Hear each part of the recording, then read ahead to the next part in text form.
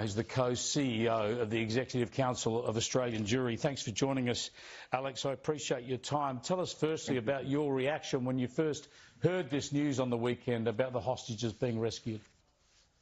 I couldn't believe it. You know, in my house, there were tears of joy that we haven't experienced for a long time. There's been little to be joyful about in the past 8 months, but to know that 4 hostages are free, that 4 lives have been redeemed in this way.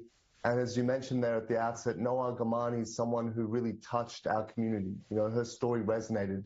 That image of her being hauled away by savages to captivity, the story of her mother with terminal brain cancer, with whom Noah has now been reunited, the fact that 2 of her best friends traveled to Australia as ambassadors, as her voice, to raise awareness of her plight. And we connected with those people and we spoke with them. We found out about what Noah was like, what she experienced and what she felt in those last moments as she was communicating with her friends just prior to her capture. So to see her free, to see those images of reunion, it's one of the most beautiful things that I can recall.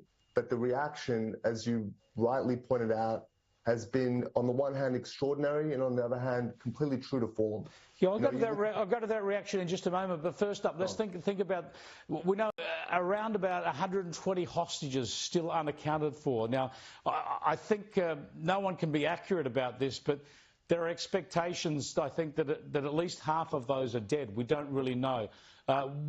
We never would have expected to see these 4 hostages come out alive and healthy. What hope is there that there can be more rescues? It's very difficult to know. I mean, this operation was planned for weeks and weeks and weeks. The Israelis knew for a long time where they were, but in order to go in, to extract them safely, to protect the soldiers, and to avoid widespread civilian casualties, this is a highly complex operation. This is the likes of the Entebbe raid, the capture of Eichmann in Argentina. This is the sort of thing this invokes. So it's very difficult. Does Israel know where the hostages are at the moment? I'm sure they do.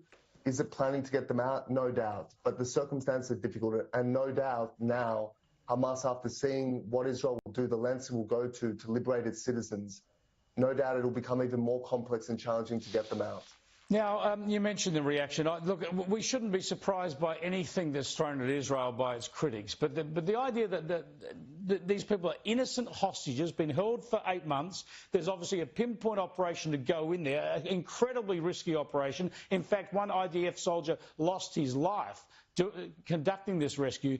The fact that Israel can be criticised for this operation, to me, is almost beyond belief. Well, every civilian death is solely the responsibility of the Palestinian leadership in Gaza, which is Hamas. As you said, they could have yielded up these hostages. They could end the war today.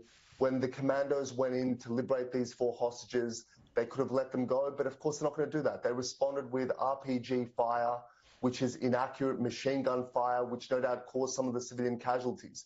So obviously, in that circumstance, Israel is going to respond to try to extract its soldiers and the hostages. It's going to respond to that fire. And in that fire, in a densely populated civilian area where Hamas chose to keep the hostages, with families, mind you, with ordinary families, doctors and journalists held these captives in their homes. So no doubt there will be civilian casualties. It's inevitable. But every lost life from the very beginning until today is the responsibility of Hamas. And the fact that many in the world are blaming Israel for launching this daring commando raid to liberate its citizens, it's astounding, truly. It sure is. Anyway, Alex, thanks so much for joining us and sharing us your thoughts and insights into that. I appreciate it. Alex Ryvchin there, who's with the Executive Council of Australian Jewry. Let's come back home to Australia now and lighten the mood somewhat, because this is the King's birthday holiday Monday, but the